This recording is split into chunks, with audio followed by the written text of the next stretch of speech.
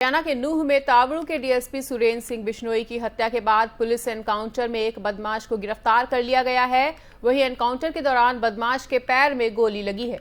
Police की यह कार्रवाई डीएसपी की हत्या के कुछ घंटों के भीतर ही हुई और एक बदमाश को गिरफ्तार कर लिया गया है। बताना चाहेंगे कि आज सुबह हरियाणा के मेवात में अवैध खनन माफियाओं ने डीएसपी सुरेंद्र सिंह बिश्नोई की हत्या कर दी थी। वहीं डीएसपी सुरेंद्र सिंह बिश्नोई अवैध खनन रोकने पहुंचे थे। इस दौरान खनन माफियाओं के आदमियों ने डीएसपी पर डंपर चढ़ा दिया। वहीं इस दौरान डीएसपी सुरेंद्र सिंह की मौके पर ही मौत हो गई।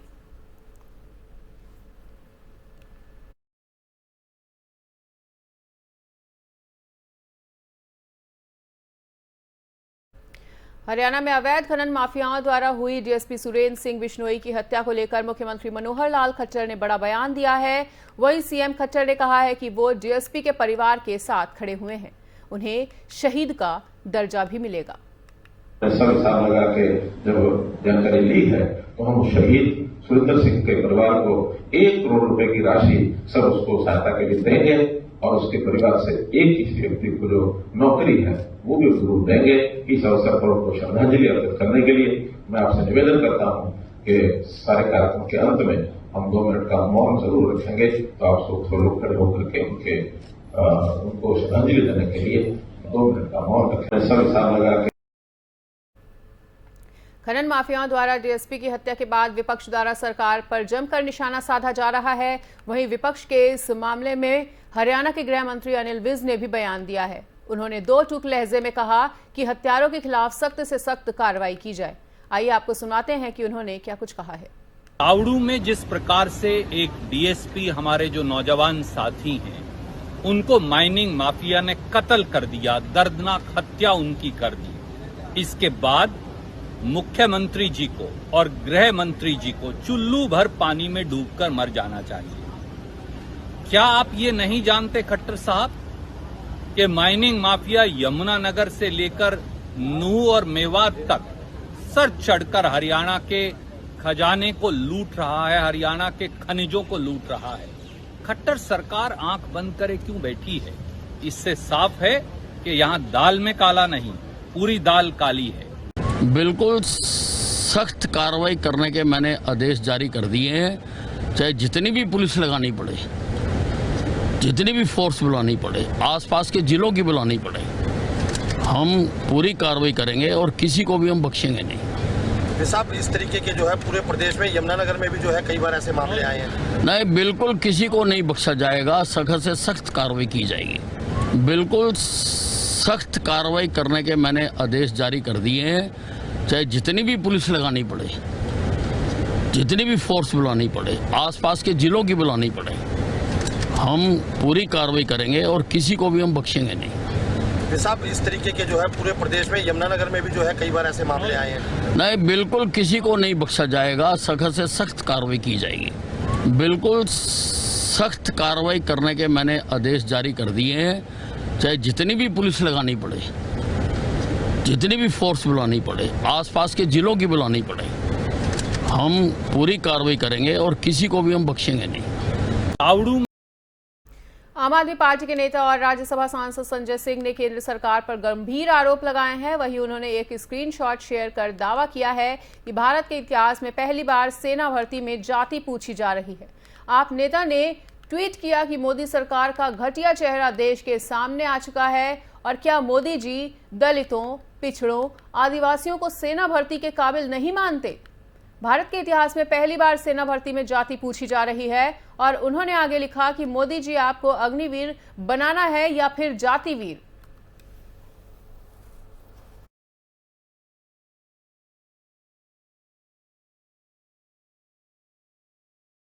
विपक्ष द्वारा अग्निपथ योजना के फॉर्म पर जाति और धर्म को लेकर सवाल उठाने जाने पर रक्षा मंत्री राजनाथ सिंह ने बयान दिया है और उन्होंने कहा है कि फॉर्म में जाति और धर्म की लिखी व्यवस्था नई नहीं है। यह पूरी तरह अफवाह है।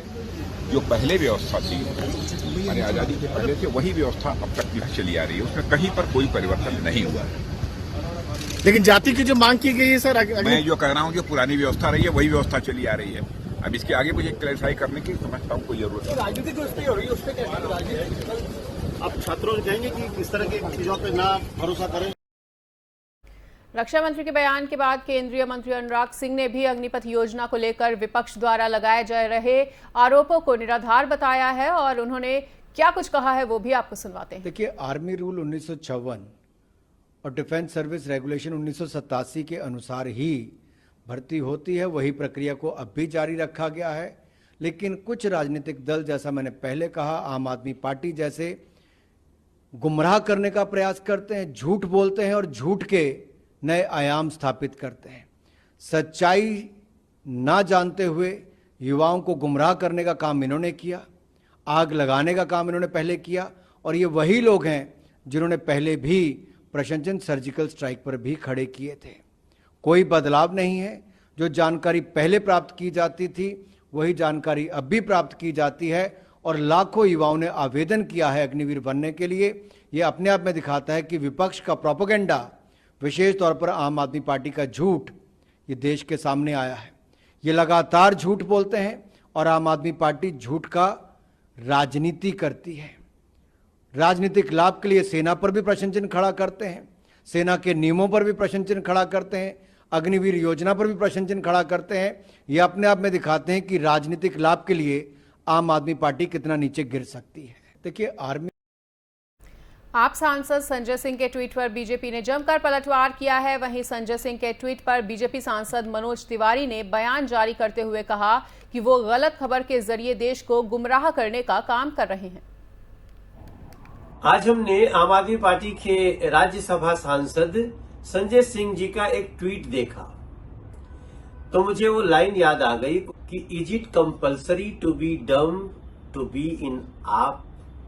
नरेंद्र मोदी जी से इतनी नफरत है इन विपक्षियों को कि ये झूठी खबर को खुद ट्वीट करके देश को गुमराह करने में लग जाते हैं।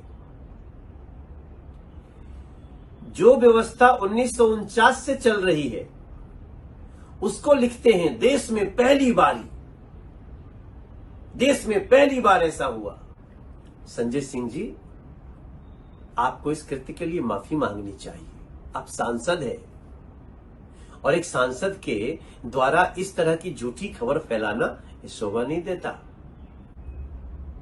फौज ने 2013 में माननीय सुप्रीम कोर्ट को बताया था कि यह सिर्फ प्रशासनिक और परिचालन आवश्यकता के लिए है, चयन प्रक्रिया में इसकी कोई भूमिका नहीं है।